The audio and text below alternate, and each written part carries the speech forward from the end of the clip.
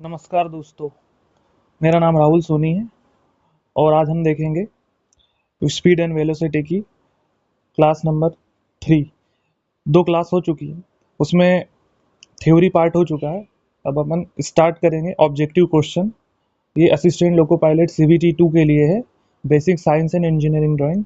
तो चलिए शुरू करते हैं क्वेश्चन नंबर पहले से। डैश को किसी वस्तु द्वारा तय की गई कुल दूरी कुल पथ लंबाई के रूप में परिभाषित किया जाता है, जिसे उस कुल समयांतराल से विभाजित किया जाता है जिसके दौरान गति हुई है। तो इसका आंसर औसत गति आ जाएगा। औसत गति बराबरी से कुल दूरी बटे कुल समय। ये है ना, कुल पथ लंबाई बटे कुल समयांतराल इक्वल टू औसत गति। क्वेश्चन नंबर 2 देखेंगे। एक पिंड u वेग से ऊर्ध्वाधर ऊपर फेंका जाता है। इसके ऊपर उठने की अधिकतम ऊंचाई h है। तो इसका आंसर बी आ जाएगा। u square v square u square plus 2as, गति का द्वितीय नियम। अब v की वैल्यू 0 आ जाएगी। u से ऊर्ध्वाधर ऊपर फेंका जाता है तो u सेम रहेगा s, तो ये इधर आ जाएगा 2as और ये u स्क्वायर रहेगा uv स्क्वायर। अभी दूरी के सापेक्ष लेना है तो 2a इधर आ जाएगा, तो इसका आंसर आ जाएगा ये। चलिए क्वेश्चन नंबर 3 देखते हैं। किसी गतिमान पिंड के लिए विस्थापन तथा दूरी की आंकिक अनुपात क्या होगा? तो देख लेते हैं। किसी गतिमान पिंड के लिए विस्थापन तथा दूरी का आंकिक अनुपात क्या होता है? तो हमने प्रीवियस क्लास में देखा था, विस्थापन बटे दूरी, एक से या तो छोटी रहेगी या बराबर रहेगी, तो सदैव एक के बराबर अथवा कम। इसका आंसर डी आ जाएगा।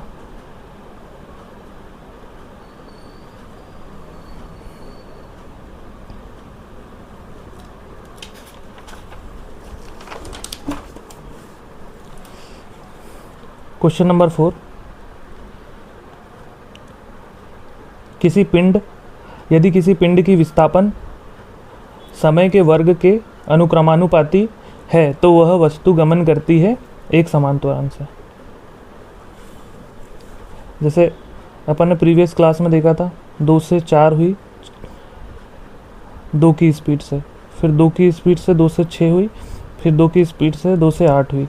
तो ये इसमें यदि किसी पिंड का विस्थापन समय के वर्ग के अनुक्रमानुपाती है तो वह वस्तु गमन करती है। जैसे 2 से 4, 4 से 6, 6 से 8, तो ये एक समान त्वरण से होगी। Option B. Question number 5। VT graph द्वारा घेरा गया क्षेत्रफल किसी भौतिक राशि को निरूपित करता है जिसका मात्रक मीटर है। दोस्तों इसका मात्रक मीटर रहेगा।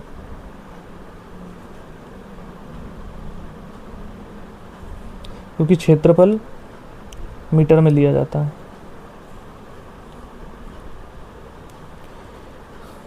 दिए गए VT ग्राफ से यह निष्कर्ष निकाल सकते हैं कि पिंड ये एक समान वेग समय का ग्राफ है और एक समान वेग से जा रहा है, तो इसका आंसर ए आ जाएगा। एक समान वेग से गतिमान है, एक समान वेग से गतिमान है।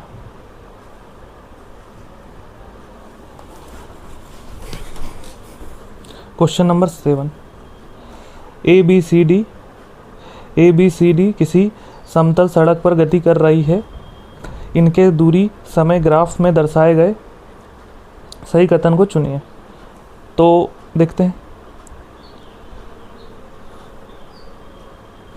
कथन ए में दिया गया है, कार ए की चाल कार डी से अधिक है। ये ए है और ये डी है, तो ये रॉन्ग है क्योंकि डी की चाल ज़्यादा है ना कि ए की। बी की कार सबसे धीमी है। हाँ दोस्तों, बी की कार सबसे धीमी है, तो इसका आंसर बी होगा। डी की चाल कार सी से अधिक है। नहीं, सी की अधिक है। कार सी सबसे धीमी है। नहीं, कार सी सबसे अधिक है।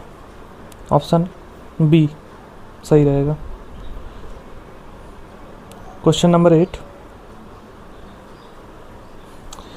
कौन सा ग्राफ एक समान गति का सही निरूपण करता है? तो सीधा दिख रहा है दोस्तों, सिर्फ यही है जो एक समान सीधी गति में निरूपण कर रहा है, सीधा जा रहा है। बाकी ये देखिए डाउन हो रहा है, ये डाउन हो रहा है, ये ऊपर की तरफ जाता है, और ये कांस्टेंट है। क्वेश्चन नंबर 9, नीचे दिए गए प्रकरणों में किसमें चली गई दूरी विस्थापन के परिणाम के समान होती है? तो ये देख लेते हैं अपन। ये विस्थापन है,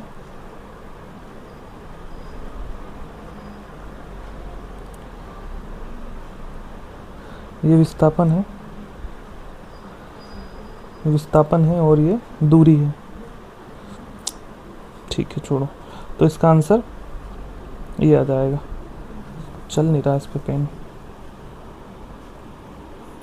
क्वेश्चन नंबर 10,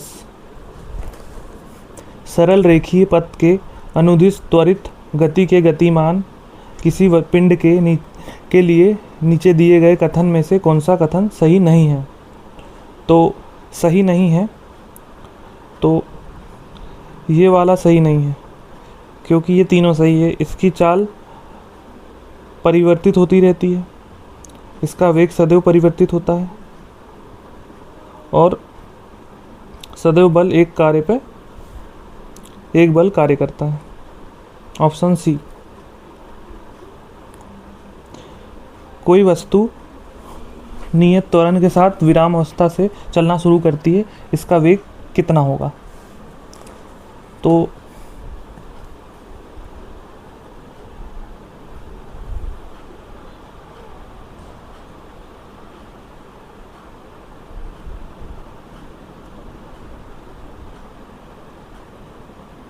u प्लस 80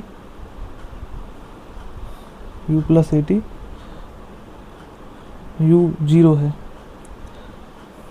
तो ये बचेगा v इक्वल टू 80।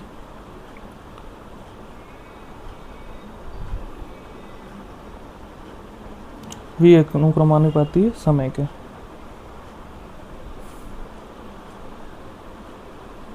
कोई वस्तु नियत त्वरण के साथ विराम से चलना शुरू करती है, इसलिए u की जो वैल्यू 0 हो जाएगी। शुरू करती है, उसका वेग कितना होगा? तो ये v के अनुक्रमानुपाती समय होगा। ए सीधे समय के समानुपाती होगा।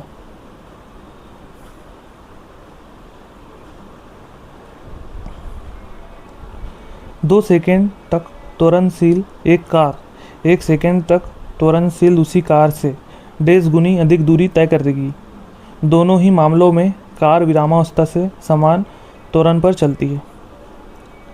तो इसमें गति का दूसरा समीकरण लगेगा दोस्तों, क्योंकि दूरी की बात हुई है। तो s ut प्लस 1/2 80 स्क्वायर। तो v की वैल्यू u की वैल्यू 0 हो जाएगी दोस्तों।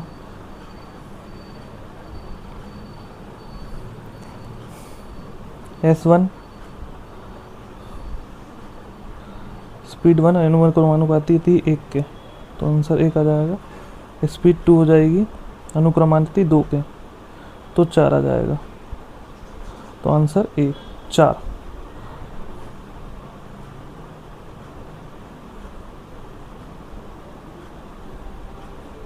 दो सेकेंड तुरंत। स्पीड समानुपाती है समय के स्क्वायर के। स्पीड हमारे को 2 दी हुई है, तो ये इज इक्वल टू 4 हो जानी है। क्वेश्चन नंबर 3, एक सुबह जल्दी कोई यातायात न होने पर सड़क पर राहुल ने साइकिल द्वारा लाल किले से अपने निवास स्थान तक दूरी तय की, कुल दूरी तय की तथा घर पहुंचने तक कुल समय नोट किया, तब इस जानकारी से क्या गणना कर सकते हैं?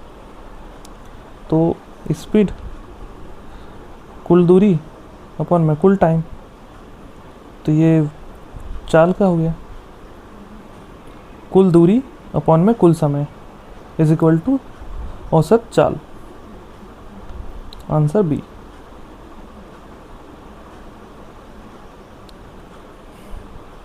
क्वेश्चन नंबर 14, नकारात्मक त्वरण निम्न में से किसकी दिशा के विपरीत होता है? तो रिटार्डेशन होता है दोस्तों, रिटार्डेशन को ही मंदन कहते हैं, रिटार्डेशन मंदन। तो ये हमेशा वेग के अपोजिट रहेगा, वेग के अपोजिट होता है मंदन, रिटार्डेशन। क्वेश्चन नंबर 15, यदि किसी वस्तु द्वारा तय की गई कुल दूरी, यदि किसी वस्तु द्वारा तय की गई दूरी शून्य है तो वस्तु का विस्थापन कितना होगा?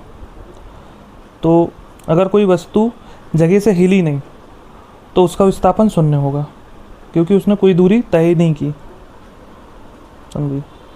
क्वेश्चन 16, विस्थापन के परिवर्तन की दर को क्या कहते हैं? विस्थापन की परिवर्तन की दर को वेग कहते हैं। विस्थापन बटे समय इज इक्वल टू वेग। Answer D.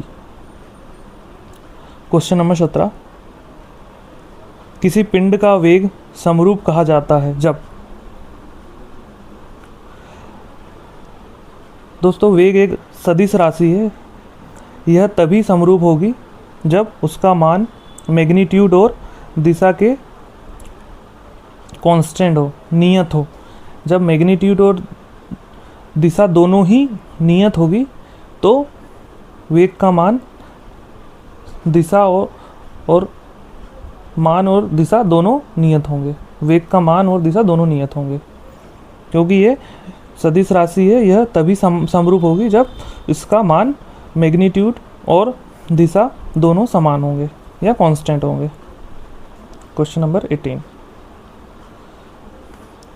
तात्कालिक वेग और औसत वेग तब बराबर होते हैं जब वस्तु, ऑप्शन डी, में शून्य त्वरण हो।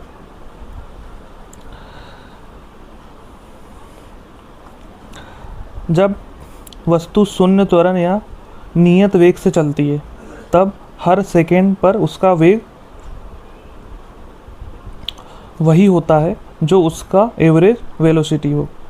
तो एवरेज वेलोसिटी और इंस्टेंटेनियस वेलोसिटी, इसको इंस्टेंटेनियस वेलोसिटी कहते हैं, और तो ये शून्य होने पर ही एवरेज वेग होती है। तो इसका आंसर डी है। क्वेश्चन नंबर 19,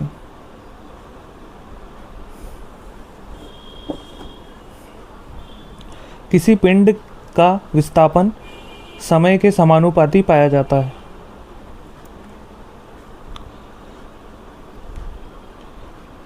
प्रीवियस क्लास में देखा था, दूरी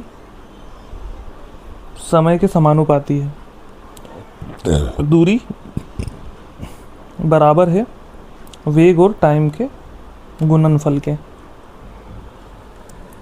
जब विस्थापन और समय का संबंध लीनियर होगा तो एस वी टी होगा।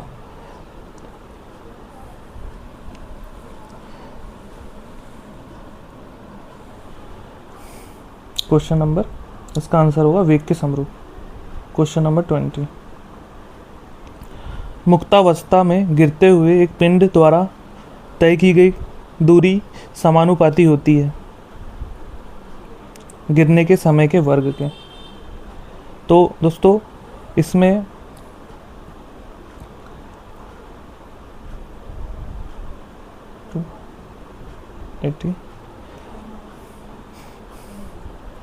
ये अपन को ग्रेविटेशनल फोर्स से लेना पड़ेगा सेकंड।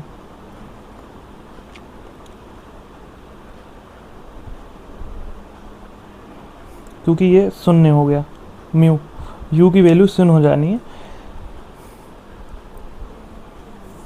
क्योंकि मुक्तावस्था में गिरा है ना, तो प्रारंभिक गति शून्य हो गई, प्रारंभिक गति शून्य हो गई। ये फ्री फॉल की कंडीशन हो जाती है। फ्री फॉल की कंडीशन में गिरने के समय वर्ग के कुल दूरी के समानुपाती हो जाता है। ये न्यूटन के सेकेंड नियम के अकॉर्डिंग काम करता है। स्पीड,